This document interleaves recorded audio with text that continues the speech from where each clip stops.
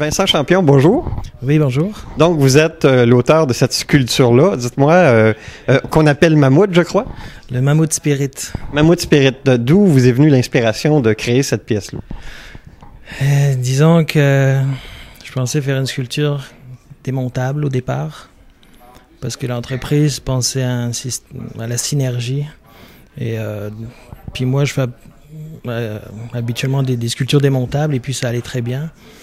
Et j'y ai intégré une sphère de bronze, qui est comme l'esprit d'entreprise, l'esprit de Soprema. Et puis c'est aussi un aspect technique de la sculpture qui fait qu'il tient tous les éléments ensemble. Donc c'est comme la pierre angulaire de la sculpture. Et vous, en tant que sculpteur, quelle est votre démarche? Est-ce que vous êtes dans la sculpture depuis plusieurs années? Oui, ça fait 17 ans. 17 ans que je travaille. Ma sculpture, c'est spécifique au monumental. Donc je fais des petits projets et tout est prévu pour être fait en grand. Donc c'est conçu pour être réalisé en très très grand ou moyennement grand. Et est-ce que votre style de sculpture a un thème quelconque? Est-ce qu'on peut la nommer d'une telle manière ou d'une telle façon? Est-ce qu'il y a une étiquette à votre style de sculpture? Non, je pense pas. Ça évolue beaucoup avec les années. Hein, et j'aime ça changer, évoluer. Oui, il y a eu beaucoup de changements, beaucoup de phases. Mais je travaille plus le bronze maintenant et j'incorpore des éléments qui sont bruts. Et j'ai envie de continuer à faire des sculptures en bronze plutôt qu'en acier. Mais il y a y mettre quelque chose de naturel, comme une pierre ou un élément en bois. Et donner une autre, un mouvement assez particulier au bronze, parce que souvent c'est des sculptures qui sont placées sur des socles, et toutes mes sculptures sont placées soit sur une base comme une roche, soit à même le sol, posées en déséquilibre sur des points. Donc je joue beaucoup avec ça et essayer de faire en sorte que la sculpture soit aérienne, comme le mammouth. C'est quelque chose de très gros, très massif, mais j'essaie de lui donner un mouvement de côté et puis faire en sorte qu'avec le jet d'eau, la sculpture soit assez légère. Puis c'est ça. Donc est-ce qu'il y a une date prévue pour l'inauguration de cette pièce-là? Non, il n'y a pas de date prévue parce qu'on a eu beaucoup de difficultés. C'est un très gros projet et puis la fonderie a réalisé avec une technique assez nouvelle. Et c'est ça, donc c'est pas seulement une sculpture, donc il y a un aménagement paysager, il y a des bassins qu'il fallait concevoir, il y a un jet d'eau, donc il y a beaucoup de gens qui travaillent sur le projet, et puis ça fallait penser à tout ça au moment de la conception, et donc ça a pris beaucoup de temps. La fonderie c'est très très long aussi, hein. Mais je sais pas, je pense que d'ici la fin de l'été, au milieu de l'été, fin de l'été sans doute qu'il y aura une inauguration. Je vous remercie beaucoup, Vincent Champion. Merci, au revoir.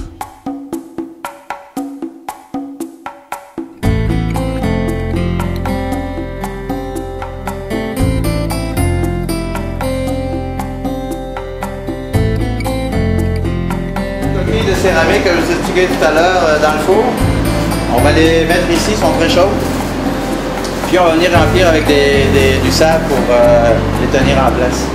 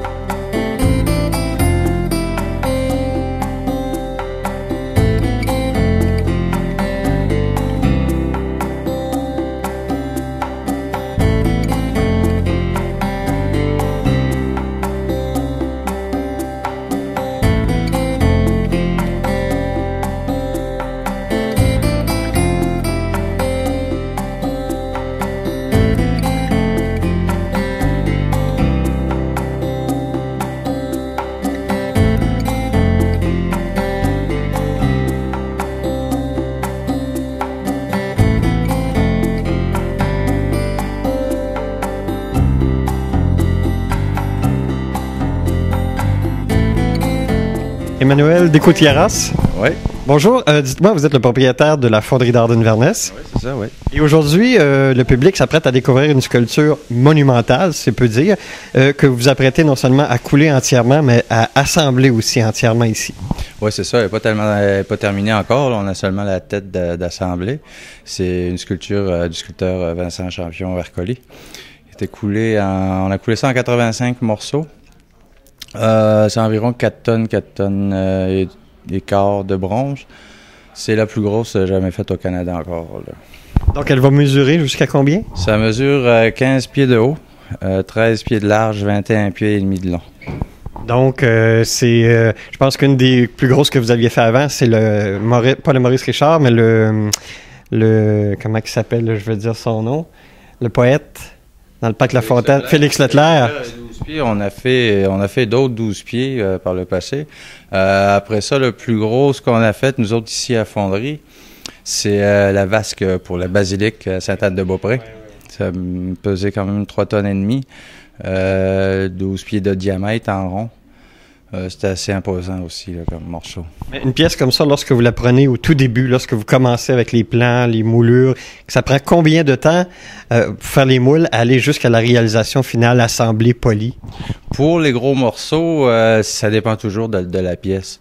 Normalement, un bonhomme, un grandeur nature qu'on appelle, c'est environ 15-20 semaines, là.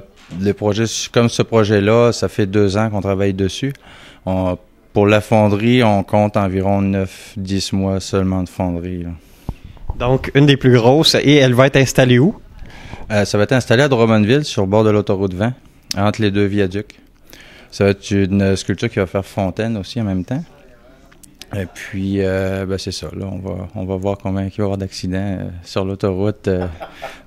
L'œuvre va se mesurer au nombre d'accidents qu'il va y avoir sur le bord de l'autoroute. J'imagine qu'il va y avoir un lancement officiel où la fonderie d'art sera présente sur place. C'est ça. Il va y avoir l'installation, l'inauguration de la pièce plus tard, peut-être fin juillet, là, début août maximum. Le temps d'installer tout ça en place comme il faut.